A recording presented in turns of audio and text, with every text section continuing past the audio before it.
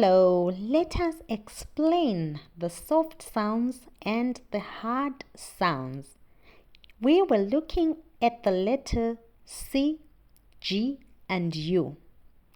Right, letter C, k, k, k, for cup, cap, cat, can.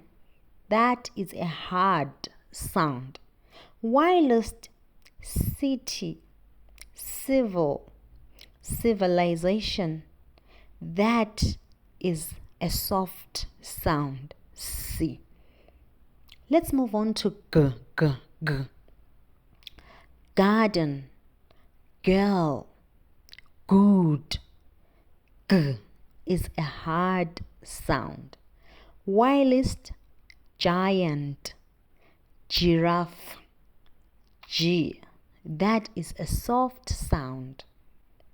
Let's look at the letter U.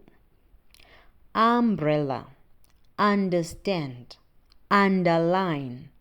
R is a hard sound.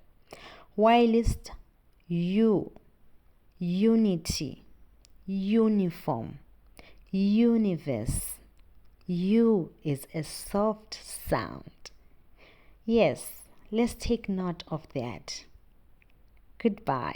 Until we meet next time.